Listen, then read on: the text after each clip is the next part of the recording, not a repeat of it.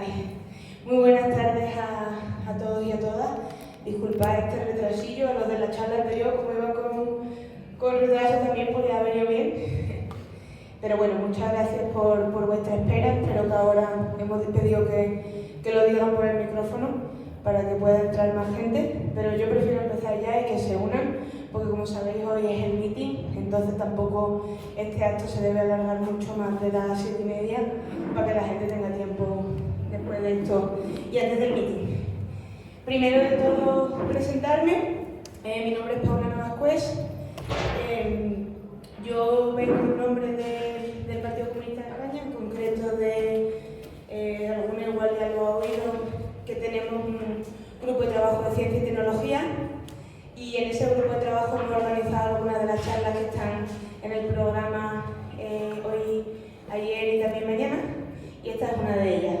Este grupo se centra en, tanto actividades, tareas tanto ideológicas como de intervención externa del PC en materia de ciencia y tecnología, y muchas somos trabajadoras del sector científico o profesoras de universidad y también trabajadoras del sector tecnológico. Y una de las actividades que queríamos traer a esta fiesta era sobre el boicot, los movimientos de boicot desde la comunidad científica, pero especialmente desde la academia a Israel.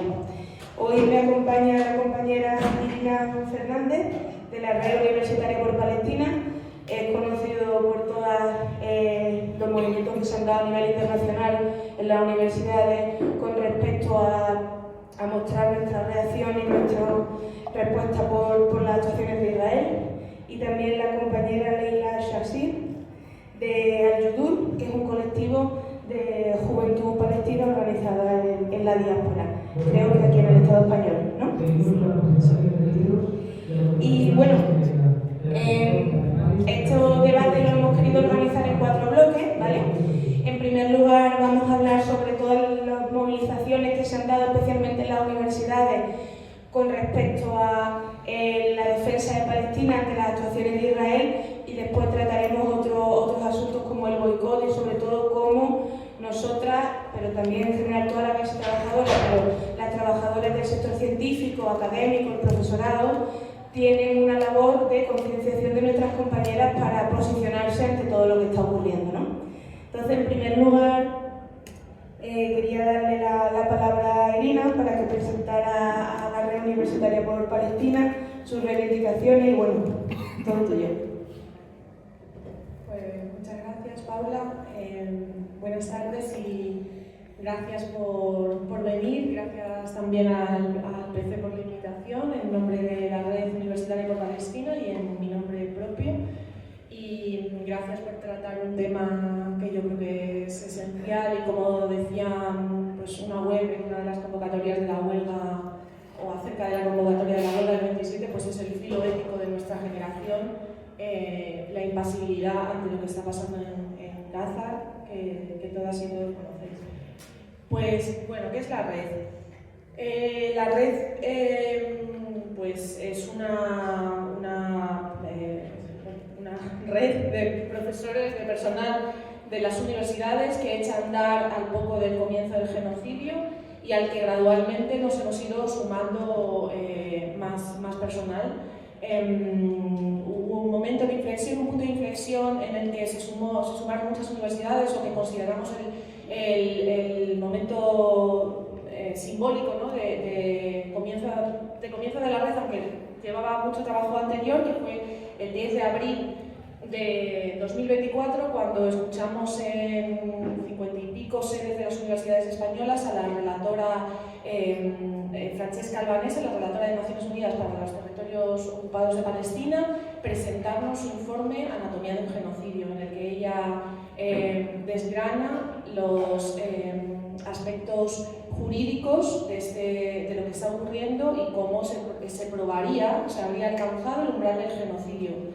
Ese acto, pues nos salió muy bien porque hubo mucho trabajo y mucho entusiasmo, dentro de todo el entusiasmo que puede suscitar cualquier acción que tenga que ver con lo que está pasando, y nos animó a seguir. Ahora mismo somos 46 universidades Es decir, hay nodos de la red en 46 de las 50 universidades públicas. Ahora mismo no sé cuáles son las 4 que faltan. Hace unos días se ha unido la número 46 y no sabría decir cuántos miembros como personas somos, porque bueno, cada nodo va creciendo, es independiente, ¿no? Pero más de 1000 seguro por los contactos iniciales que tenemos.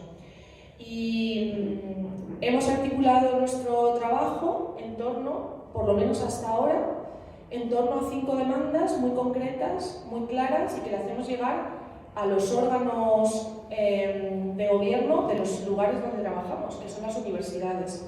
Es decir, no pedimos la paz en el mundo, así en términos generales, que estaría muy bien también, y bueno, en fin, cuestiones inabarcables. Lo que le decimos a nuestras universidades y a la CRUE como órgano de gobierno de las universidades, que asuman sus responsabilidades con lo que está pasando en Palestina, que también nos atañe por el simple motivo de que Israel es uno de los principales socios, si no el principal, de la investigación europea.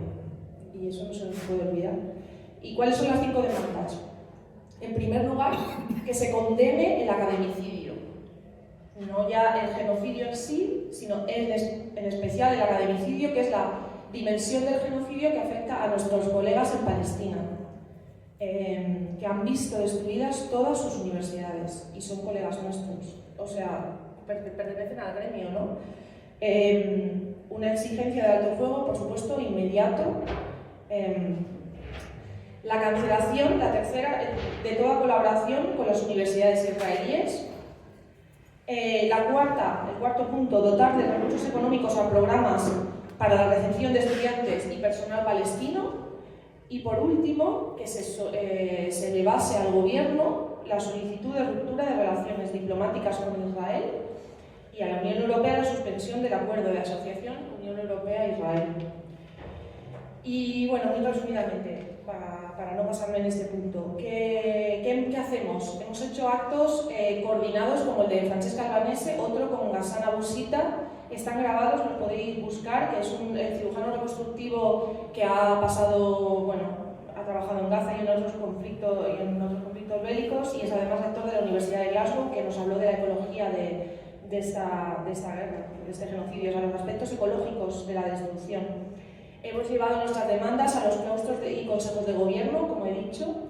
Hemos iniciado interlocución directa con la CRUE y con el Ministerio de Universidades, en la que estamos ahora inmersos, y tenemos una reunión próximamente con la CRUE para ver qué seguimiento hacen del cumplimiento de las demandas.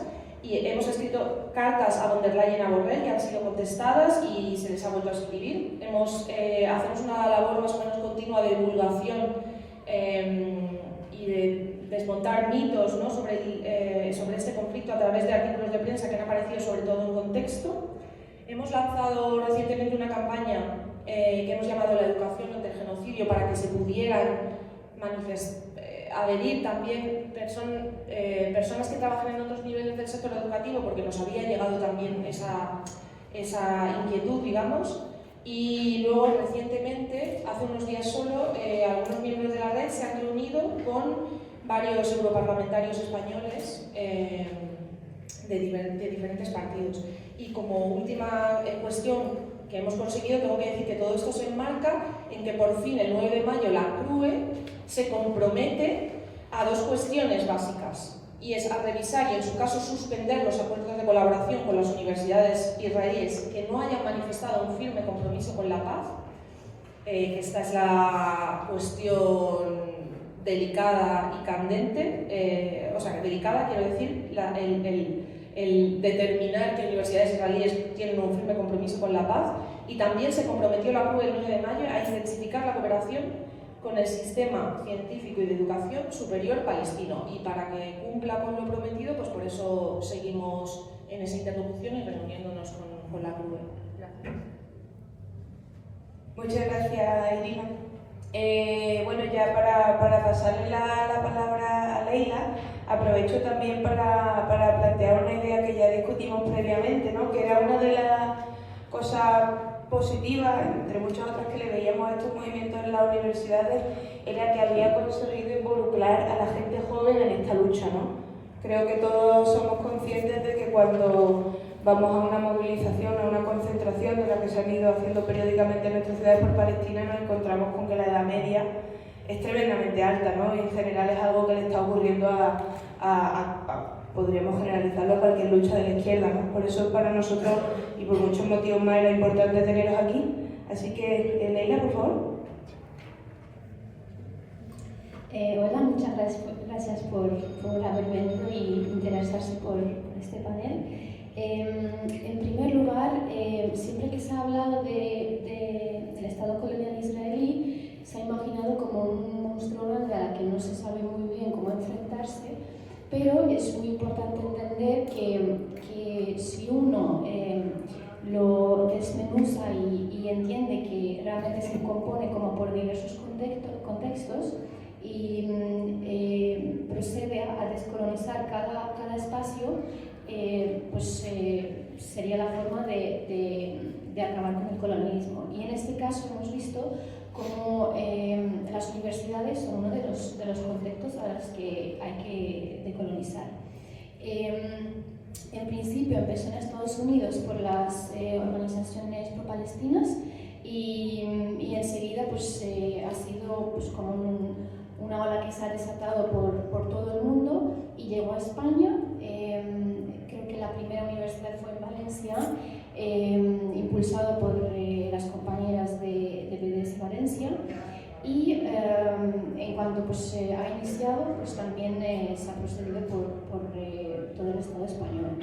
En cuanto a lo que es Madrid, ayudó, el papel que ha tenido, y veíamos fundamental, es traer a Palestina a las acampadas. Es decir, no puede haber una lucha de liberación si no entendemos realmente el contexto que hay detrás de Palestina, y sobre todo entender qué es lo que exige y cómo quiere, qué tipo de lucha y qué tipo de liberación quiere llevar el pueblo palestino. Entonces vemos muy importante pues, traer estas cuestiones a las acampadas. Sobre todo pues, hacer muchísimas jornadas de concienciación, pues, también de cuestiones históricas, cuestiones decoloniales, antirracistas, pues han sido como algo fundamental para que pueda haber pues un contexto y que se entienda mucho mejor de cómo proceder pues, desde las acampadas para la liberación. También hay que entender que las acampadas justamente empezaron en un contexto muy concreto y sin ese contexto pues, bueno, es fundamental verlo, y pues justamente ha empezado en la época de las elecciones europeas. Entonces lo que hemos visto que ha habido muchísima pues, presencia de partidos, presencia de periódicos, de medios, gente pues, digamos, destacados, cantantes famosos que han venido muchísimas acampadas.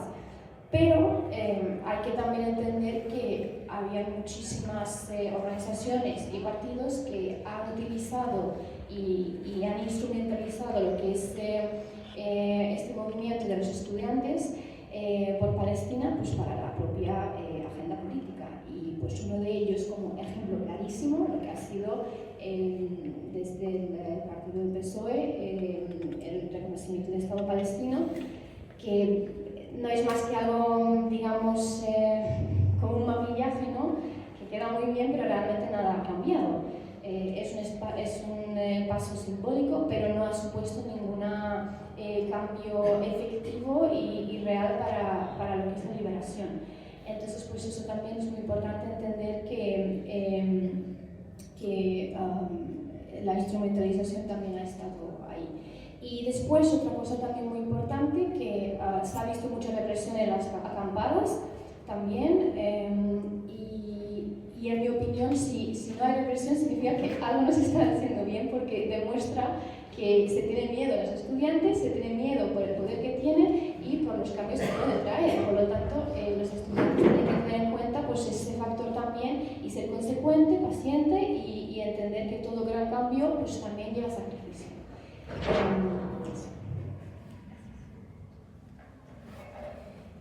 Muchas gracias. Bueno, entonces, teniendo en cuenta todo esto, queríamos preguntaros cuál sería vuestra visión sobre qué se ha conseguido, se han dado avances, algunas de las reivindicaciones han sido fructíferas, también con respecto al grado de concienciación de las trabajadoras en los centros educativos como de los estudiantes. ¿Cuál es vuestra visión al respecto, tanto a nivel de reivindicaciones como y de ganar apoyo vuestras organizaciones y bueno, sí, entre las compañeras y los estudiantes? Yo creo que sí ha habido avances y yo creo que tanto la acampada como la movilización del personal de las universidades sí ha servido. Muy probablemente el compromiso de la CRUE del 9 de mayo no se habría alcanzado si no hubiera habido este movimiento, y desde luego que a los estudiantes claro que se les tiene miedo, sí, eso sin duda. Entonces ahora mismo no me acuerdo de algún ejemplo que ha mostrado que cuando pensaba que los estudiantes iban a volver a acampar o que eran los estudiantes los que se reunían, ostras. Y hubo un punto de inflexión muy positivo en la red, en el trabajo de la red, cuando surgió la acampada, desde luego. Veníamos de un momento así un poco de estancamiento y de no saber, de ver que a lo mejor no teníamos todos los frutos que podíamos tener, y comenzó la acampada en Valencia y todo se movilizó. Por supuesto que eso fue estupendo. Bueno, ¿qué se ha conseguido en las universidades? Aparte de esta declaración del 9 de mayo de la CRUE, que, como decimos, da lugar a la ambigüedad porque dice que no se suspenderán los acuerdos de colaboración con universidades israelíes que no muestren un firme compromiso por la paz, y en evaluar que es un firme compromiso por la paz está la trampa. Aparte de eso, en las universidades se ha avanzado a ritmo bastante desigual en función de, básicamente, la composición de los consejos de gobierno, ¿no? Digamos, la sensibilidad hacia el tema y también de la voluntad de los rectorados, de los rectorados. Hemos conseguido que las universidades en sus declaraciones, en sus condenas, hablen de genocidio, pero no todas, algunas. En algunas universidades han formado grupos de trabajo, mesas de seguimiento, que es la única forma de ver que los acuerdos se llevan a cabo, es decir, que si se dice que se suspenden las relaciones con Israel, ¿cómo se va a hacer eso? ¿Quién se va a encargar? Pues tiene que haber mesas de seguimiento, aunque esto no se ha conseguido del todo. Se ha conseguido en algunas universidades el compromiso no solo de suspender los acuerdos actuales, sino de que no se establecerán más acuerdos con Israel. Se han revisado códigos éticos para incluir el apartheid y el genocidio. Se han creado cátedras por Palestina y se han creado planes refugio para profesorado y estudiantes palestinos en algunas universidades. ¿Cuáles son las universidades más avanzadas? Pues la de Barcelona, la de Cádiz, la de Málaga, la de La Coruña y la de La Laguna, porque cumplen uno o varios de estas cuestiones que hemos hablado. Y hay más avances, pero bueno, estos son algunos de los principales. Vale. Desde mi punto de vista, lo que se ha visto en las universidades ha sido histórico.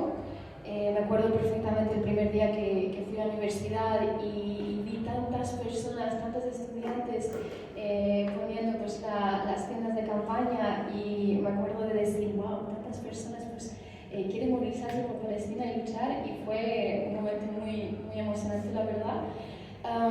Y hemos visto que esto hace mucho tiempo en la historia no ha pasado, de ver que los estudiantes se movilizan tanto. Sobre todo, había un punto que veo muy importante, y es suele haber dos discursos. Uno es un discurso muy victimista, es un discurso muy ONGizada, es un discurso que más bien sirve para poner un parche, y sobre todo es un discurso que niega la agencia de poder actuar de los palestinos, y les coloca en una situación donde no tienen poder de lucha. Eso es un discurso discurso, y luego está el otro discurso que está marcado pues, por los sujetos de resistencia en Palestina, los sujetos que llevan y lideran la lucha, y demuestran que si tienen agencia, sí que, pues eso, a pesar de todo lo horrible que está sucediendo, pues luchan por ello. Entonces se ha visto que en las acampadas, como pues, por supuesto hay organizaciones y diferentes organizaciones, había que luchar, pues, digamos, anteponer el discurso de dar agencia a los palestinos en vez de seguir con el discurso primero. Ha sido difícil y en mi opinión hay que seguir en esa línea de seguir corrigiendo eso, porque no interesa el primer discurso donde solo se ve al palestino y las palestinas como víctimas y que no tienen ningún poder de lucha, y sobre todo porque las medidas que atraen, digamos, es más bien pues, poner parches que realmente no son a largo plazo.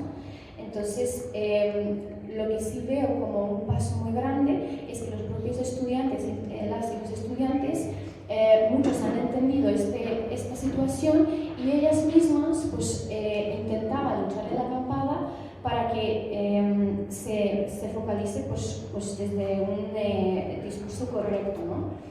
Y eso es algo muy positivo. Por supuesto, queda mucho todavía por corregir y por insistir en este tema, pero se ha visto bastante avance en eso.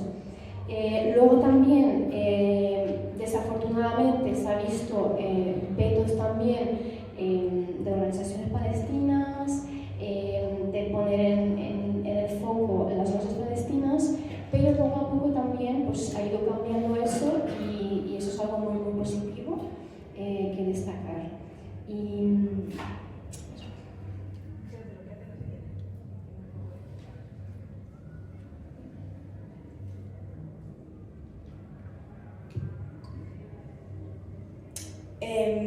Muchas gracias. Siguiendo un poco con el debate, queríamos también tratar, al fin y al cabo estamos hablando de boicot, ¿no? Y el boicot es una forma de presión, pero también es una forma de excusa para la herramienta de concienciación ante la legitimidad que vemos que tiene Israel en distintos aspectos, y en concreto lo que nos compete de la generación de conocimiento, la ciencia y la tecnología.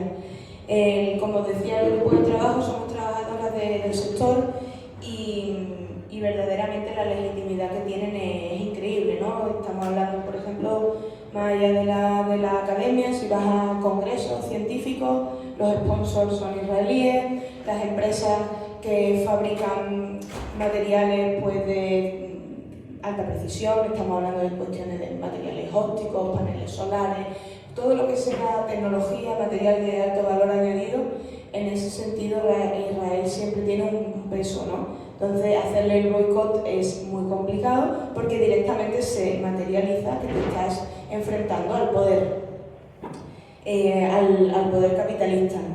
Entonces por eso mismo queríamos, no solo en este aspecto sino en general, preguntaros sobre vuestra opinión sobre en qué punto está la lucha en relación a esta legitimidad tanto económica, militar, pero también tecnológica que tiene Israel, y en ese sentido cómo se puede seguir trabajando desde la perspectiva del boicot. Yo, por ejemplo, como investigadora que trabajo en el extranjero, algunas de las cosas que he podido hacer es, pues hemos tenido, por ejemplo, hemos firmado manifiestos como personal científico que trabaja en centros de investigación y que se opone a lo que está ocurriendo. Por supuesto, después a nivel individual, pues no tengo colaboración con un grupo de investigación en Israel, pero claro, debe ir mucho más allá de eso, ¿no?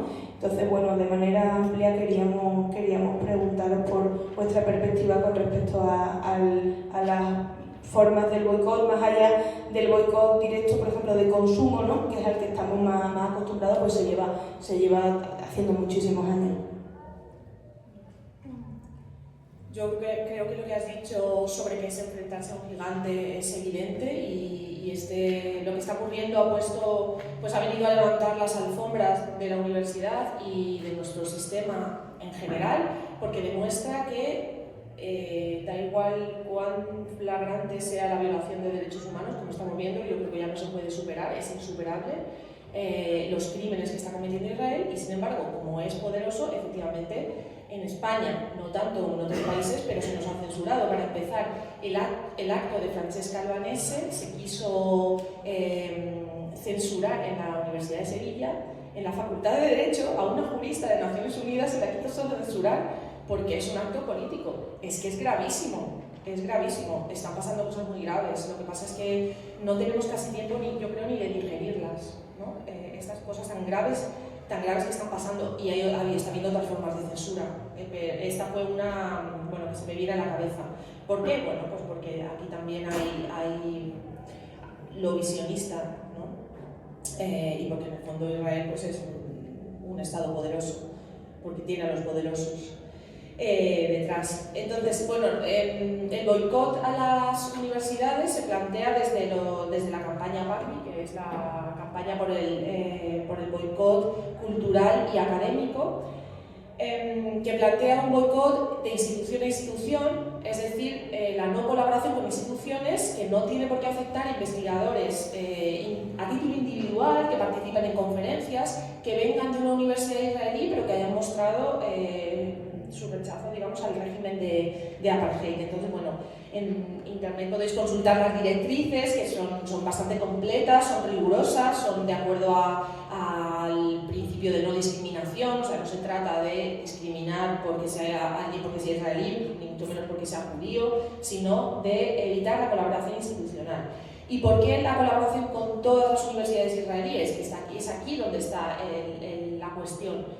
Porque las universidades israelíes han hecho manifiestos mostrándose teóricamente a favor de la paz.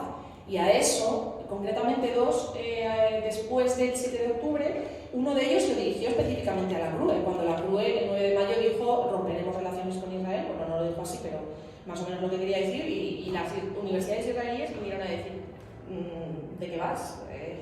A la CRUE, ¿no? A la CRUE española, ¿esto qué es? Nosotros tenemos un firme compromiso con la paz, somos democráticas, etc. Bueno, las universidades israelíes forman parte del entramado del Estado de apartheid y el Estado de apartheid israelí no se hubiera podido desarrollar sin el apoyo de las instituciones israelíes.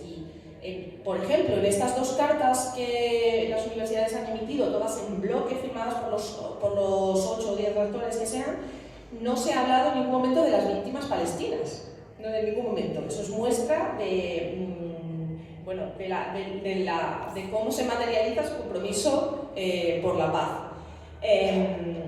Es decir, estas cartas no son, si se leen en profundidad, no es porque lo diga yo así como a modo de eslogan, es un absoluto blanqueo, solo hace falta leerlas con un poquito de detalle para ver que lo que quieren es blanquear a su Estado con lo que está haciendo, ¿no? Aunque en algún momento mencioné la palabra paz, claro, pero decir que se desea la paz es muy sencillo. Entonces, hay una investigadora que yo he traído aquí su libro, que se llama Maya Win, que es antropóloga. Ella es de origen israelí y, aprovechando su conocimiento del hebreo y que ha trabajado en universidades israelíes, aunque ya no está allí, si no me equivoco está en Canadá, pues en este libro, que no está traducido aún al español, desmenuza todas las formas de complicidad que tienen las universidades con el sistema de apartheid y ahora también con el genocidio, que lo escribió un poco antes. Esta forma de complicidad va desde la colaboración directa de la investigación en la industria armamentística a la represión de las voces disidentes y a la contribución desde las disciplinas a profundizar en el régimen de apartheid y a justificarlo. Ella pone 3 ejemplos de 3 disciplinas que han servido especialmente para esto, como son la arqueología, porque con la excusa de que algunos casas de palestinos o pueblos palestinos estaban en asentamientos en sitios arqueológicos antiguos, se les ha echado de sus casas. Los estudios sobre Oriente Medio, por supuesto, y los estudios los estudios legales, que son una parte fundamental de todo el aparato del Estado israelí, porque sirven para justificar que el derecho internacional de alguna manera ya no va con Israel, porque es que nadie puede comprender, por ejemplo, cómo se materializa el principio de proporcionalidad, porque nadie más que Israel puede evaluar los daños que se le hacen a Israel desde la resistencia palestina. Es que a mí este apartado del libro me impactó muchísimo, porque esta contribución legal es una cosa, no sé cómo decirlo, que no, es absolutamente inaudita. Es decir, el sistema desarrolla toda una serie de principios por los que el sistema de derecho internacional que nos hemos construido entre todos para que las relaciones internacionales tengan un poco de orden, va con todos los demás, pero no va con Israel. Y pone un ejemplo de una directiva del Instituto de Estudios de Seguridad Nacional, es decir, muy conectada con la investigación. Sarbit Baruch era esta persona que en una respuesta a un informe de la ONU sobre las violaciones de derechos en una ofensiva que se dio en Gaza en 2014, argumenta que la ONU no está capacitada para juzgar esta ofensiva, por eso que hablábamos del principio de proporcionalidad, en ningún caso, porque no puede evaluar la ventaja que obtiene Israel de la ofensiva y por tanto no puede evaluar el principio de proporcionalidad. Es decir, la ONU no puede entrar a lo que pasa en Israel. Estos estudios legales no vienen sino a legitimar un régimen de absoluta excepción y un Estado al que se le ha permitido todo, prácticamente todo, hasta el día de hoy, que ya es todo lo que se está permitiendo, toda la violencia posible. Y bueno, termino ya para decir que sobre esta guerra sin normas, ¿no? Sobre esta violación de las propias normas de la guerra, es decir, yo creo que ya aquí no hace falta insistir en que esto no es una guerra y se han violado todas las normas que la guerra también tiene en el derecho internacional. Pues la revista independiente formada por israelíes y palestinos 972 Magazine ha investigado bastante sobre ese genocidio y tiene un artículo bastante extenso sobre esta guerra sin normas en las que los propios soldados a los que se ha podido acceder reconocen: aquí no hay mando, aquí la única orden es disparar a todo el mundo, disparar. Y se dispara a familias, a niños, porque se han salido por una puerta que no era del hospital en el que estaban refugiados. Es decir, es una aberración que tardaremos, pues yo creo que años en entender en toda su complejidad, ¿no? lo que está ocurriendo. Vale, justo has mencionado aquella carta que mandaron a la CRUE y me acuerdo también de haberlo leído y una de las cosas que más no me ha sorprendido es cuando decían la palabra paz, ¿no? De que están comprometidos con la paz. Bien, hay que entender que la palabra, el significado de la paz tiene dos significados, un significado para el colono y el otro para el colonizado, ¿no? Entonces, claro, para Israel, pues sí, la paz significa que puedan seguir colonizando Palestina, pueden seguir llevando a cabo un genocidio y que sobre todo pues, los palestinos estén calladitos, sumisos y que no hagan nada sobre el respecto. Eso sería la paz para Palestina. Luego, si hablamos realmente del significado real de lo que es la paz, entenderíamos pues, un Palestina libre de tierra al mar, un Palestina donde no hayan leyes de apartheid, no haya muro de apartheid, checkpoints, no hayan demoliciones de las viviendas, de las casas, de hospitales, no haya un genocidio, bombardeos, no haya secuestros de las islas palestinas, esos campos de concentración que hemos visto todos en las redes sociales que se han filtrado vídeos, que no haya racismo, que no haya por ejemplo, también estas típicas leyes de apartheid de que pues una carretera para los colonos y otra carretera para el organizado. Entonces hay que entender, ¿no?, de qué tipo de paz estamos hablando. Y me pareció muy, muy curioso, ¿no?, mencionarlo. Después, también hay que entender que no existe tal como civil israelí.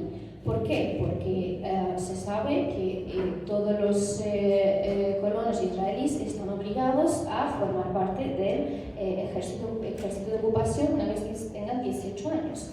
Y además, todas las universidades ayudan y promueven esto de forma que hacen programas especiales para todos los alumnos una vez que empiezan su servicio militar de ocupación, para que puedan pues, convalidar pues, horas de trabajo ahí con sus estudios, pueden tener pues, facilidades, ¿no?, para que puedan a la vez estudiar y a la vez pues, hacer y desempeñar sus trabajos de ocupación en los procesos de ocupación, ¿no? Entonces, pues, las universidades son cómplices de este genocidio y se ve claramente. Entonces, es muy importante entender que mucha gente dice, ¿no?, de que esto es un, digamos, problema del actual gobierno de Netanyahu, pero no es así, sino es todo lo que es la maquinaria colonial y todo lo que hay detrás y lo que sostiene, y una de las cosas que lo sostiene, pues las universidades. Por eso mismo, el boicot no es simplemente una voluntad política, sino es un, digamos, deber y cumplimiento de los derechos internacionales, y además hay que recalcar que Israel fue firmante de aquella famosa Convención de Ginebra, ¿no?, donde se recoge que todos aquellos países que no actúen con la línea de los derechos humanos, etc., pues todo el mundo tiene el deber y la obligación de aislarlo, del embargo de armas, del boicot, de ruptura de todo tipo de relaciones, etcétera, etcétera, etcétera. Entonces, cualquier persona, cualquier país que no se cumpla con estas cosas está yendo en contra de la Convención de Ginebra. Y ya para hablarlo y terminar, se ha visto muchísimo también, ¿no?, de cómo se criminaliza la resistencia, en este caso armada, y de nuevo pues nos gustaría recordar la Carta de las Naciones Unidas de 3070, donde pues, escribe claramente que cualquier pueblo bajo ocupación tiene el derecho de resistir a través de cualquier forma de resistencia, incluida la armada. Entonces, se ha visto mucho, ¿no?, últimamente, de que todos estos tipos de convenciones y derechos que están claramente fijadas, pues nadie lo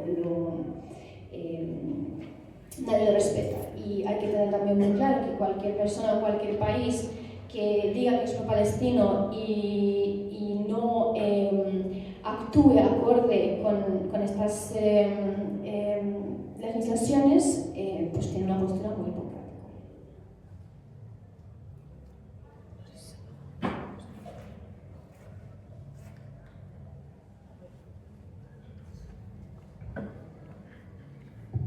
Sí.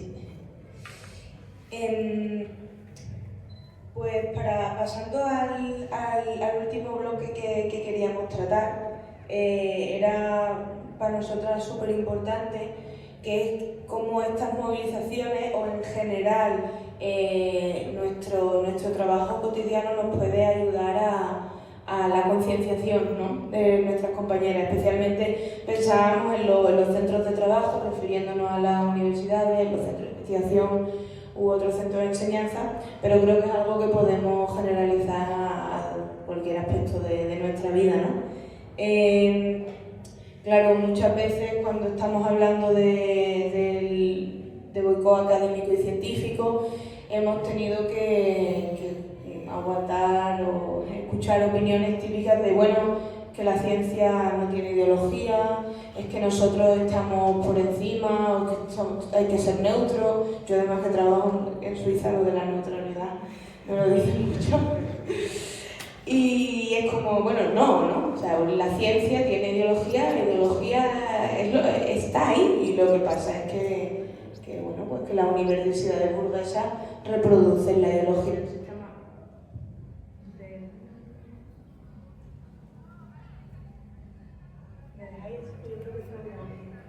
del sistema burgués. Y claro, como he dicho antes, estas movilizaciones en cierta medida son ilusionantes porque meten el debate público, lo meten en los centros de trabajo, llegan a la gente joven, porque si no, nosotros hacíamos un poco el análisis de que ya si quería ver a una persona joven en una movilización era feminista, si no, bueno, una huelga estudiantil, por supuesto, ¿no? Y tenía también ese aspecto positivo y bueno, un poco todo en base a la idea de que ante un genocidio nada de neutralidades, si no lo estás en contra activamente eres cómplice, porque al fin y al cabo el Estado de Israel y el aparato sionista se sustenta en su legitimidad, y su legitimidad es que no haya un movimiento que lo critique. Yo le comentaba a las compañeras preparando este debate que estaba un poco desolada, porque recientemente había visto una publicación en LinkedIn, no sé si lo conocéis, una red social así para contar tu vida laboral, en la que una persona que de mi red, que es como yo, investigadora postdoctoral, puso un post sin ningún tipo de problema, en el que decía que estaba muy contenta de comunicar que acababa de empezar un puesto como investigadora postdoctoral en una universidad de Israel, en la Universidad Hebrea de Jerusalén. Y este post lo vi hace como 5 días, Yo no podía dar crédito. Primero, en que ante lo que entendemos como salida de trabajadores de las universidades por todo lo que está pasando, alguien acepta ahí un puesto de trabajo y sobre todo que encima lo pone en redes sociales. ¿Qué what the fuck? O sea, es como que vivo en una distopía, la humanidad, ¿dónde está? ¿Qué se va a pasar a esa persona por la cabeza? Y claro, eso me decía, y yo tengo que meter este debate en mi centro de trabajo, porque es que mañana o pasado me lo va a decir con el que comparto despacho, y en fin, es algo que me hizo querer tratar este tema para cerrar el debate y después, por supuesto, daros la palabra a vosotras, al público, antes de terminar, que tenemos tiempo. Así que a quien quiera le paso el micro.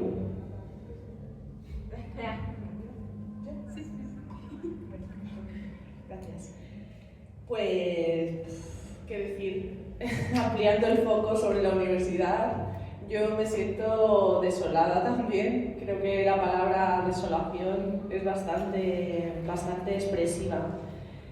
Bueno, hay que recordar que, solo como contexto, que después del 8 de octubre se han aprobado 130 proyectos Horizon, que son los proyectos principales el marco principal de investigación europea, pero que también participan países fuera de la Unión Europea, con Israel.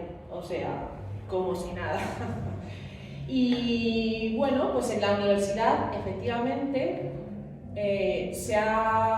hay en cierto modo instalado un clima de que la universidad no se debe meter en política.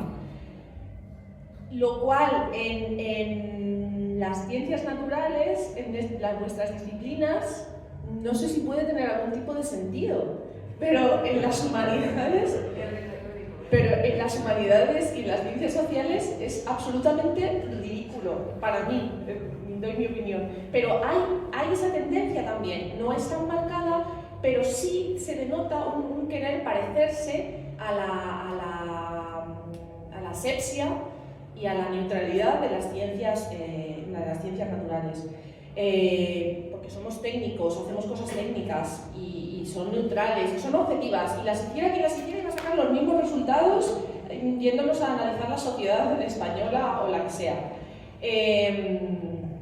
Entonces, yo desde octubre de 2023, pues la verdad es que sí, vivo un poco en una distopía, la verdad. Esto ya es una opinión personal. Pienso, ¿pero qué más tiene que pasar? ¿Qué más tenemos que ver? ¿Qué nos van a enseñar? Ya no sé a dónde va a llegar la carnicería, perdonad el término, para que reaccionemos. y no podemos reaccionar desde la universidad que se supone que es la cuna del conocimiento, del avance, del progreso, del pensamiento, que nos pagan para pensar y para tal, y no podemos reaccionar ante esto. Nos acusan eso, de politizar y bueno, yo vengo de la UNED y allí no se censuró el acto de Francesca Albanese, se intentó también, pero bueno, nos han acusado de bastantes cosas, de antisemitas, se nos ha ridiculizado también, lo tengo que decir, algún colectivo, y bueno, y sobre todo hay una actitud muy imperante de ponerse de perfil, ¿no? De investigadores e investigadoras que se dedican a las ciencias sociales, porque yo vengo de una facultad de políticas y sociología, que para mí gráficamente sería como, no me vengas con el genocidio, ya que no quiero saber nada. Creo que no sé si puede ser miedo a pronunciarse, tenemos miedo a perder el trabajo, miedo a no progresar, miedo a no gustar a todo el mundo, miedo a no gustar a nuestros decanos, a los poderes fácticos. Es que la sociedad en general se ha derechizado y nos hemos derechizado todos y nos hemos vuelto más conservadores, más miedosos a decir nada, más miedosos a hablar. Entonces, yo he visto las dos reacciones. Bueno, he visto la reacción de apoyo, pero básicamente de la gente que ya estamos dentro de la red. He visto las reacciones beligerantes que nos han ridiculizado, que nos han criticado, y he visto muchas reacciones que personalmente son las que me asombran más, de tibieza, ¿no? Bueno, pero vamos a pasar a otro tema, ¿no? Mejor. A mí me han dicho por querer que en mayo, que me daba vergüenza ya buscar apoyos en mayo, ¿no? Después de lo que ha pasado, me han dicho que si queríamos señalar a la gente, queríamos hacer listas. Algo tan demagogo como eso. Primero, una lista de firmas para apoyar cualquier causa es una lista de firmas, no es una lista negra, es una lista de firmas. Nos han dicho que nos preocupemos de cosas más interesantes, como que nuestras universidades se posicionen mejor en los rankings. Porque es verdad que la UNED muy bien posicionada no está. Yo no estoy contribuyendo mucho a que se posicione, lo tengo que decir. Entonces, bueno, este tema sería larguísimo. Yo soy muy crítica con la universidad, muy crítica.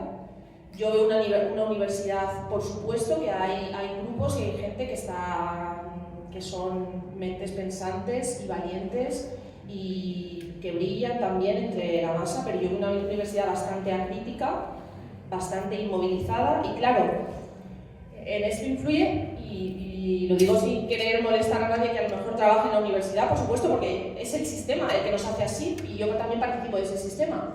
Es un sistema en el que se ha premiado que se publique mucho, quien conozca un poco la universidad lo sabe, entonces se ha premiado que publiques investigaciones que en muchos casos evidentemente se quedan en cajones, porque la sociedad no puede asimilar tanta publicación, porque si son excesivamente técnicas no van a salir a la sociedad, y porque en muchos casos pues en realidad es investigación insustancial que viene a simplemente mejorar nuestros currículums. En la universidad se habla muchísimo de la progresión del currículum, de la NECA, de las acreditaciones, y da pena que el diálogo de la universidad gire en torno a eso. Tendríamos que estar mirando a la sociedad y no mirando a nuestros currículum y a nuestra promoción. Pero claro, hay 20.000 posiciones jerárquicas en la universidad y tienes que ir ascendiendo, y prácticamente es un sistema, no de consultora, pero no está muy lejos, claro. Hay tantas posiciones que estás en 1 o 2 años, y en la siguiente 1 año, y ahora una Marie Curie, y ahora una no sé cuántos. Entonces, el diálogo de la universidad muchísimas veces y el debate gira en torno a lo que tenemos que hacer para progresar.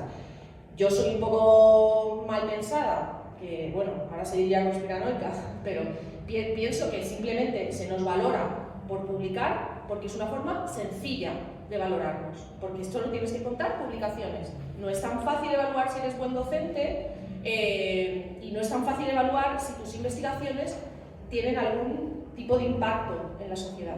Entonces, bueno, ¿qué se puede hacer? Pues desde luego quienes trabajamos en la universidad, pues humildemente en lo que podamos tratar de hacer una investigación y una docencia consciente, digamos, reflexiva, que reflexione sobre el impacto que tenemos sobre la sociedad, que no hable, por ejemplo, en sociología o en ciencia política, si hablamos de lo que ya sabemos, si hablamos de cosas de sentido común, de lo obvio, tampoco aportamos un tanto, y eso hay que pensarlo. Y con esa voluntad yo creo que poco a poco el sistema de evaluación del profesorado irá cambiando. Y nada más, yo también reivindico desde aquí la figura de la profesora y el profesor universitario, que se ha sustituido un poco por la de investigador e investigadora, que está muy bien, pero que no se nos olvide también, pues estamos ayudando a formarse a los futuros universitarias y universitarios.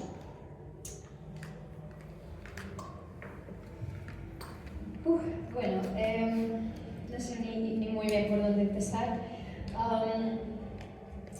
Creo que el principal problema es el miedo de perder los privilegios, ¿no? Y es un problema porque hay que entender que estar en el lado correcto de la historia,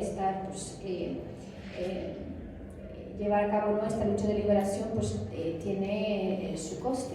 Y por supuesto no es como nos han pintado, así como muy romantizado, sobre todo en las teorías decoloniales, sino esto lleva pues, sacrificios y es muy duro. Yo misma me acuerdo de haber tenido problemas con mi TFM, que además justamente se publicó como más o menos el 7 de octubre por esas fechas y como no, pues justo hablé de Palestina y no les gustó mucho a los profesores, ¿no? Entonces tuve muchos problemas, eso es un ejemplo. Y luego también otro problema es que se nos señaliza muchísimo a todos los que decidimos y trabajamos, ¿no?, por esta liberación. A los estudiantes, las estudiantes, lo que he visto sobre todo es que les infantiliza muchísimo, como que no tienen poder, ¿no?, de que no pueden hacerlo, y ese es el discurso que quieren trasladar y convencer a los estudiantes. He visto también, por ejemplo, en las negociaciones, ¿no?, de cómo han tratado a todas las personas que han ido a negociar y de verdad que fue, pues eso, infantilizar muchísimo. Yo pienso que hay que entender muy bien en qué momento de la historia estamos, todas las cosas que están pasando, la gravedad de la situación. Ya hemos visto que lo que pasa en Palestina es algo que afecta mundialmente a todo el mundo. Ya hemos visto cómo se ha extendido al Líbano y es algo que a todo el mundo le corresponde, ¿no? Y creo que hay que entender que esta liberación, por muy duro que sea, no va a pasar en un día a otro. Cuando se quiere conseguir algo tan grande y tan, digamos, complicado más o menos, lleva tiempo y para eso hay que entender que hay que ser muy consistentes, hay que ser pacientes, hay que entender que se nos va a señalizar, va a haber mucha represión, se nos va a ridiculizar muchísimo, simplemente para que estemos en un estado psicológico también, para que nos cueste aún más. Luego también esta psicología de desgaste, ¿no? Como han dicho las otras compañeras, de esta desesperación de qué más tiene que pasar para que reaccione, ¿no?, la gente. Y creo que hay que entender que toda esta frustración y desesperación que sentimos, pues como transformarlo y traducirlo más bien en rabia. Y la rabia, la verdad es que me moviliza muy bien. Y seguir luchando y seguir educando a nuestros compañeros, a la gente del trabajo, seguir y al final, y de hecho ya lo estamos viendo, y eso es algo muy positivo. Por ejemplo, estuve en Londres y he visto que todavía están en ese nivel de decir a la sociedad: no os preocupéis, podéis hablar sobre Palestina porque no es antisemita.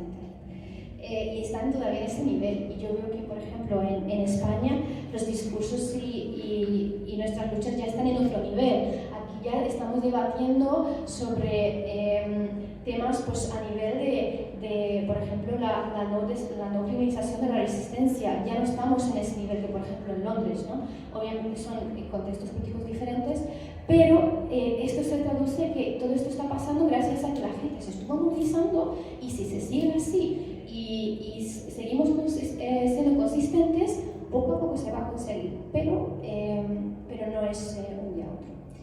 Entonces, pues hay que entender que hay que seguir y en cuanto ya toda la población, toda la sociedad entiende la lógica y somos todas y todos pues eso, reivindicando este discurso, al final va a ser toda la sociedad contra, por ejemplo, el gobierno, ¿no? O contra la lógica colonial, y ahí ya pues es otra historia, ¿no? Y creo que estamos poco a poco en ese camino. Bueno, pues muchas gracias. Yo creo que podemos dar paso al público, ¿no? Todavía tenemos tiempo, o sea que... Perfecto. Empiezo con... Yo veo muy bien la campaña de boicot a Israel y demás, pero creo que habría que centrarse en alguna historia también. Yo, fundamentalmente, una cosa que se hizo... ¿Pero puede hacer como? ¿O no? ¿Esa no?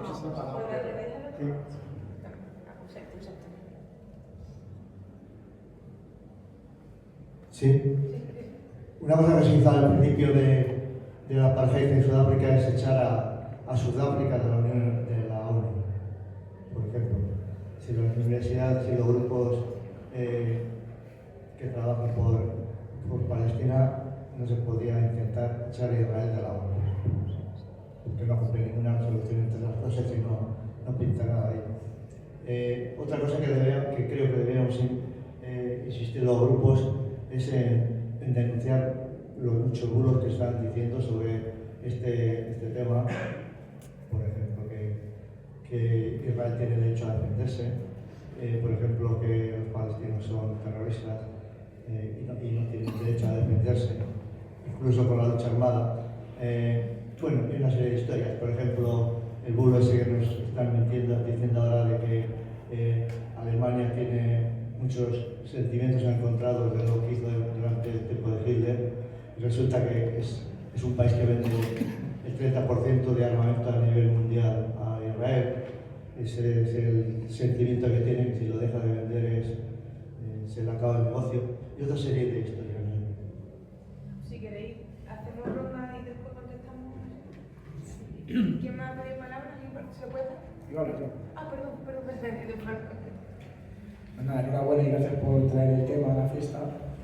Yo estoy grabando el acto para publicarlo en la web de la RESCOP, la Red Solidaria contra la Ocupación de Palestina, y no conocía casi la Red Universitaria por Palestina, y te iba a preguntar si hay una relación, o si la podríamos empezar a tener, entre la RESCOP y la Red Universitaria, porque yo creo que lo que hay que hacer es que hay que seguir difundiendo, como bien decías, el tema de Palestina, que se siga hablando para que la gente sepa lo que hay de verdad y desmitificar lo que los grandes poderes dicen, ¿no? Todavía en Radio Nacional de España hablan con gente y dicen eso que acabas de decir, ¿no? Que Israel tiene derecho a defenderse.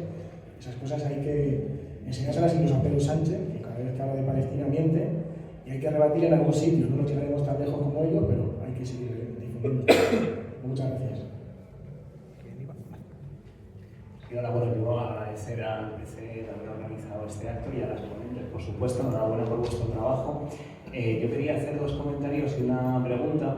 Primero, me ha parecido importante lo que ha comentado Laila de la importancia de no utilizar la causa palestina en nuestras cuitas internas, ¿no? O para política estatal. Yo, por ejemplo, creo que en las últimas elecciones europeas hubo situaciones un poco feas, ¿no? Como por ejemplo en Getafe o en Málaga, que hubo grupos de estudiantes que fueron a boicotear actos de Sumar, donde estaba Manu Pineda, que ha conducido ambulancias en Gaza. Bueno, pues igual, yo qué sé, ¿no? Son cosas que se pueden evitar por parte de las organizaciones y por parte de los movimientos. Luego, respecto a lo que comentaba Irina sobre que la universidad se vende como un espacio aséptico donde tienes que hablar de tu disciplina, yo una manera que he encontrado de sortear ese obstáculo es utilizar la disciplina en la que tú eres experto o experta, ¿no? Yo trabajo, por ejemplo, he estado trabajando en la Escuela de Ingeniería Forestal y decidí dedicar un fin de semana a investigar cuál ha sido la política forestal del Estado de Israel. Entonces descubrí cosas interesantísimas y descubrí que básicamente se ha utilizado la política de reforestación para la ocupación. O sea, se han creado espacios, parques nacionales, lugares de aldeas palestinas arrasadas totalmente. Gaza está rodeada por bosques que no se utilizan para nada, o sea, no se saca madera, no tienen un fin de conservación, nada, simplemente es rodear ese territorio y decir aquí está el Estado de Israel, ¿no? Y entonces yo creo que es muy interesante porque puedes, por ejemplo, en redes sociales empezar a hablar de estos temas desde una parte, no, yo soy experto, yo voy a hablar de política forestal en el conflicto palestino-israelí o israelí-palestino. Y empezar ahí para enganchar a un montón de gente que igual le interesa, pues yo qué sé, las cuestiones de política forestal, y al final, hostias, acaban diciendo que hijos de puta los israelíes, ¿no? Como han utilizado esto para... Entonces yo creo que también eso se puede usar en diferentes disciplinas, ¿no? O sea, empezamos con una visión neutral, un poco tramposa, y empezamos mostrando los hechos y poniendo los puntos sobre las IES. Y luego quería preguntaros, claro, yo trabajé en Alemania 4 años y allí se veía muy claramente el lobby sionista donde estaba, ¿no? Y que, cómo funcionaba, por así decirlo, ¿no? Y que en España yo por lo menos lo que estoy investigando está un poco más difuminado, ¿no? Y sí que quería preguntaros, esto seguro que lo sabéis, cómo funciona el lobby sionista en lo académico en España, en qué sectores está, en qué universidades está más presente o centros de investigación y cómo podemos combatirlo. Y nada, agradeceros de nuevo que estéis aquí. ¿Alguien más por Si queréis respondemos. No, espera, respondemos ¿no? Y después ya hacemos otra segunda ronda. Yo creo que sí. Quien quiera. Vale, muchas gracias por las preguntas, han sido súper interesantes. Vale, la primera, has mencionado el derecho a la defensa. Derecho de la defensa se puede aplicar cuando has sido atacado en tu propia tierra. Bien, en el caso de Israel pues no aplica porque Israel es un estado colonial, está ocupando Palestina, por lo tanto no ha sido atacado en su propia tierra. También esta visión que también has mencionado, ¿no? del terrorismo palestino, ¿no? Ese imaginario de analfabeta barbudo extremista, ¿no? Todos esos adjetivos y cualidades a los que ponen los palestinos vienen básicamente desde una lógica colonial y desde la visión orientalista que ha sido fundamental para todos estos discursos coloniales, ¿no? Y deshumanizar a los palestinos y sobre todo negarles su agencia y todas las posibilidades de luchar contra este colonialismo, ¿no? Porque digamos se ve muy como que intentan enfocar de que el palestino bueno es el que calla, es sumiso y no se opone, o que dicen, por ejemplo, muchas veces de que tiene que ser a través de una lucha pacífica. Ya se ha visto luchas pacíficas, si no me equivoco, creo que fue en 2015, no estoy segura, en las marchas de retorno que empezaron justo en la época de la Nakba y de la conmemoración de la Nakba, y se ha visto, por ejemplo, en Gaza cómo han hecho una masiva manifestación y marcha pacífica 100% contra el colonialismo, y lo que ha sucedido es que han asesinado a centenares y a centenares de palestinos. Entonces se ha visto que ¿cómo pueden esperar que contra el agresor, teniendo en cuenta todo este contexto de violencia, utilicemos una vía pacífica? Es que no se puede simplemente una vía pacífica. También es súper importante recalcar que se necesitan todos los tipos de resistencia, tanto por ejemplo, artística, tanto, por ejemplo, no sé, hay millones de tipos de resistencias, pero tiene que incluirse también la armada, y eso es fundamental. No puede haber una liberación si no tenemos en cuenta todos los tipos de resistencia. Vale, por otro lado, el compañero que ha dicho, por ejemplo, el mencionar la política de deforestación. Me parece también súper importante porque justo antes de empezar decía que es muy importante entender que para llegar pues, a esta victoria de decolonización hay que entender, o sea, hay que ver como todos los espacios y decolonizarlos. Por ejemplo, el que tú has mencionado ahora también es, o sea, la colonización es que abarca todos los espacios y esa, la que has mencionado, también lo abarca. Entonces, creo que tenemos que entender cuál es nuestro contexto o en qué trabajamos, porque eso nos da muy bien, y llevar ese terreno pues, para concienciar y pues eso, decolonizar ese espacio también. Luego también quería mencionar, siempre han Israel siempre como ha vendido de que Palestina ha sido como ese desierto que no hay nada y que ellos han creado, pues digamos como una, ¿cómo decirlo? Exactamente, como tierra fértil, de todo eso, y es que es mentira. O sea, hemos visto cómo queman pues eso, aldeas, cómo queman los olivos, todo, destrozan. Entonces, creo que también es súper importante destacar, ¿no?, de que si necesitas quemar toda una tierra, dudo que sea tu tierra, ¿no? Pues eso, es la política colonial. Bueno, yo voy a ser breve por si hay más palabras.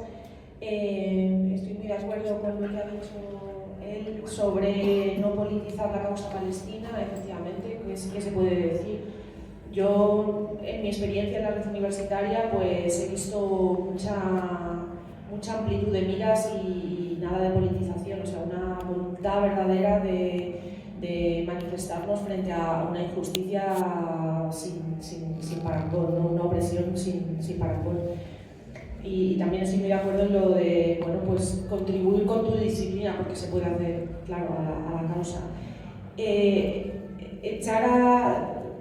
Hago algún comentario sobre las otras cosas que se han dicho que también son muy interesantes.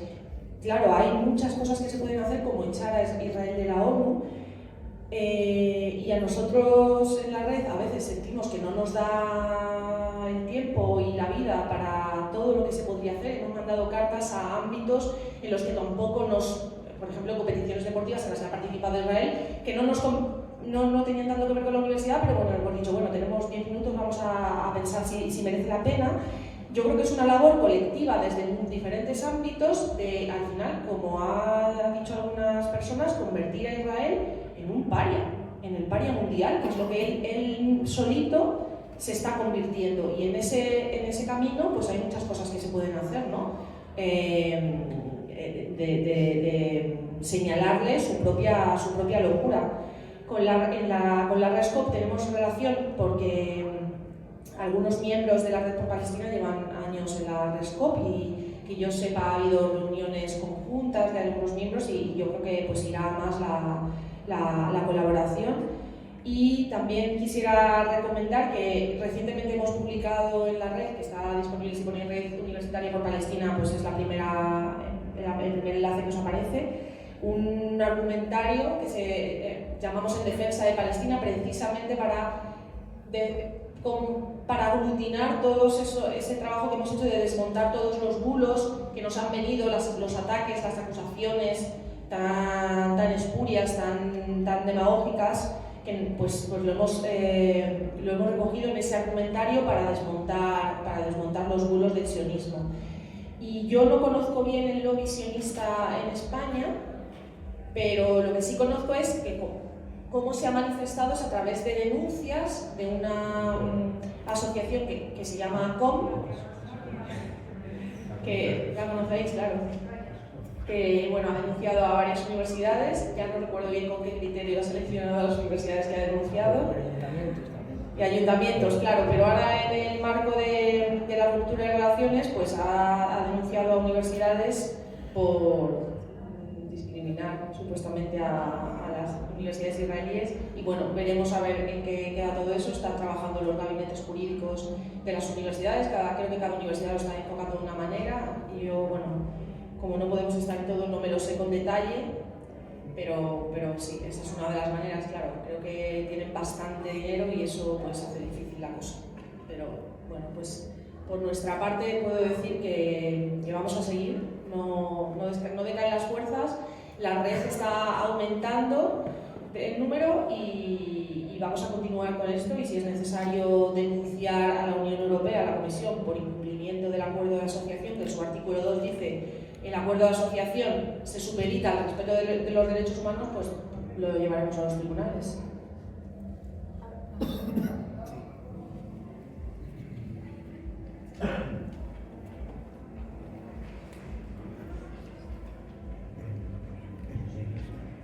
Bueno, yo celebro mucho que haya además una juventud en las universidades y que haya una experiencia de joven también, que hasta en Alemania, y que hagáis una labor que veo que es difícil, pero que es muy valiosa. Especialmente quiero reivindicar una de las cosas que dijiste tú, la del centro, de que el profesor hay que poner en las universidades solo la investigación y sobre todo la transmisión del conocimiento a los demás. En la figura de los profesores, no solo catedráticos, sino de todo el grupo profesional, y eso es importantísimo. Pero mi intervención es que no podemos dejar el tema como un tema de erudición o un tema desde la universidad o para la universidad, ni mucho menos, sino que lo principal es llegar a los pueblos y a la gran masa obrera y democrática española. Y eso es el problema que tenemos nosotros. Entonces, tenemos que partir de una cuestión, que tenemos que explicar a la gente que el tema del Estado de Israel y de Palestina y de los judíos, todo este tema, es un tema que los responsables somos los europeos. Justamente somos los europeos, porque ya empezaron con los judíos y tal, el racismo ya viene de muy antiguo, vamos a decir desde 1900, y entonces toda la responsabilidad es nuestra. Y es cuando además estaba el colonialismo inglés allí, y luego la lucha contra toda esa consecuencia. Somos los responsables, los europeos. Y es un tema que no porque haya muertos, es que hemos creado un problema, lo hemos creado realmente. El paroxismo contra los judíos llegó en Alemania, pero venía en Alemania, fue el principal sitio. Pero no olvidemos, ya que estamos aquí en un partido comunista, que Karl Marx era judío y no hacía ningún problema de religión, ni de raza, ni de nada. Un internacionalismo que tiene que estar por encima, o sea, una humanidad. Y además, no limitarnos tampoco exclusivamente al ámbito occidental, entendiendo por occidente justamente lo que es Europa y Norteamérica, ¿verdad? No, el mundo es muy grande y es de todos. Por favor, hay que explicar que somos los responsables de este problema, porque si empieza a decir, venga, los judíos para allá, venga, que se vayan, que hay que crear un Estado, y lo crearon. Pero al mismo tiempo, ya que se ha creado ese Estado, no podemos estar ahora tampoco en la idea de que ya se puede resolver el problema absolutamente, negando ya a un Estado judío o israelita, como lo queremos llamar, que no sea sionista, que no sea racista o que no quiera estar ocupando todo. Pero la solución de los dos estados que se llegó ya hace un montón de años, inclusive en encabezarla pues Yasser Arafat, que costó mucho, no hay otra solución. No hay otra solución. Lo que hay que impedir, lo que hay que hacer saber es, en primer lugar, que hemos sido responsables, que no podemos apoyar a los sionistas en sus crímenes. A los sionistas, porque hay que distinguir, que pasa claro, los sionistas envenenan, o van a intentar envenenar a la mayoría de los israelitas, del pueblo de Israel. Igual que los nazis envenenaron a la mayoría de los alemanes, porque el nazismo se hizo mayoritario en Alemania y en Austria. Mayoritario. Y entonces, esa responsabilidad es la que... Por eso nos tenemos que preocupar por este tema, porque es un tema que hemos creado, somos responsables los europeos en primer lugar, y que la solución tiene que ser una solución de paz entre todas las partes. Muchas gracias, compañero. Te corto ya porque tenemos que ir terminando. Si alguna de las ponentes quiere intervenir, y así también cerramos. Has mencionado justo que no es una cuestión de religión y efectivamente es súper importante recalcarlo. Siempre se ha intentado vender, ¿no?, de judíos, entre musulmanes, y no es así. Es una cuestión política, estamos hablando de colonialismo, y además hay que recalcar que en Palestina, antes de la creación del Estado israelí, han estado palestinos cristianos, palestinos musulmanes y palestinos judíos, por lo tanto no ha habido ningún problema de religión. El problema ha venido cuando una ideología política, que es el sionismo, secuestra una religión, que es el judío, y usa, instrumentaliza la religión judía para llevar a cabo un colonialismo. Entonces ahí ya empieza el problema. Por lo tanto es muy fácil vender lo que es un conflicto religioso, porque así pues, es difícil ponerle fin, porque no es el problema. Por lo tanto, si no es el problema, no podemos solucionarlo, porque no aplican las soluciones al conflicto real, que es el colonialismo. Vale, por otro lado, si no te he entendido mal, has mencionado que la solución de 2 estados es la que funcionaría. Debo decir que desafortunadamente no funciona la solución de 2 estados. Lo hemos visto más de 76 años de que el 2 estados no funciona. Lo que ha pasado es, incluso si vemos desde esas gafas de 2 estados, el Estado colonial israelí lo ha violado. Es decir, cada año, cada mes hay más colonización de lo que es los guetos de Cisjordania en todo Palestina, y al final lo que ha quedado pues como un queso, que son como pequeños huecos y que son un montón de asentamientos en toda Palestina. Entonces, además, cada asentamiento lleva con ello un checkpoint, también lleva un muro de apartheid, y al final, para que tú llegues al otro pueblo que está a 20 minutos, tardas 3 horas. Exactamente, si es que llegas, ¿no? Entonces, la solución de 2 estados no es viable. Segundo, ¿cómo se puede esperar que convivas con tu agresor, con tu colonizador? Es que es imposible.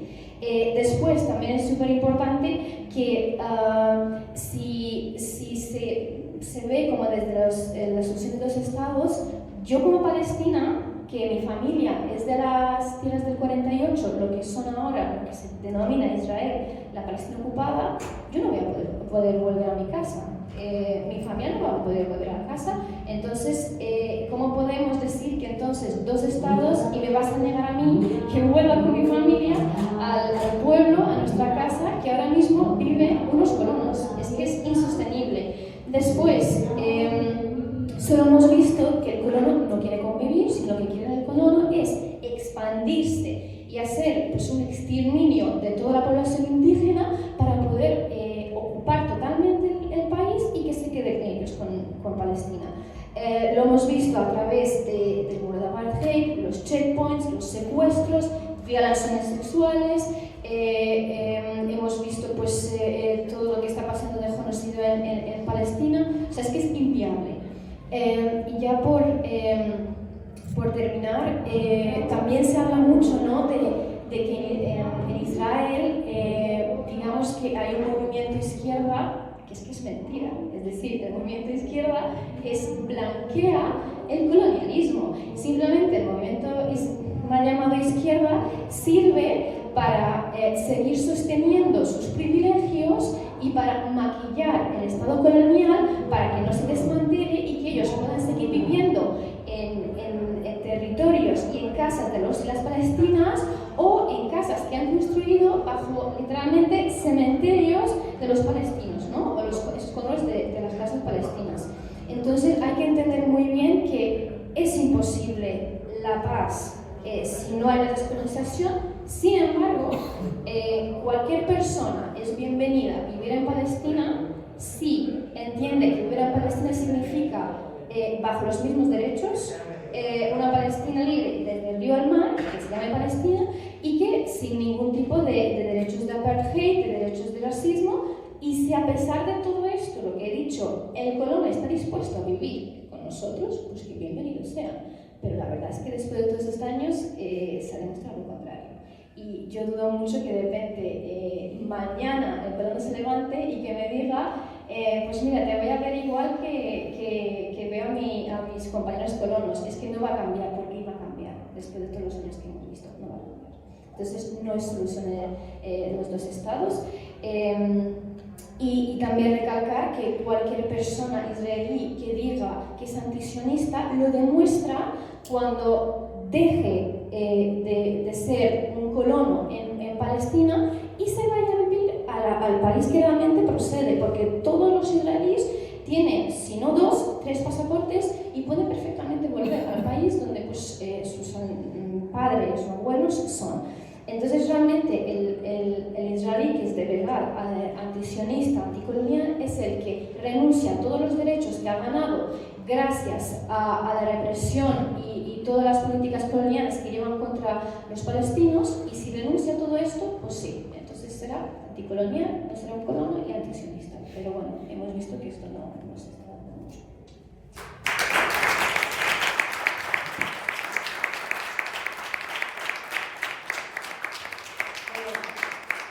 Solo quiero dar las gracias, muchas gracias a las dos ponentes y a todos por participar. Tenemos que cortar, la compañera de sonido tiene que recoger y tiene que empezar el meeting. Así que nada, gracias y bueno, que aquí estamos.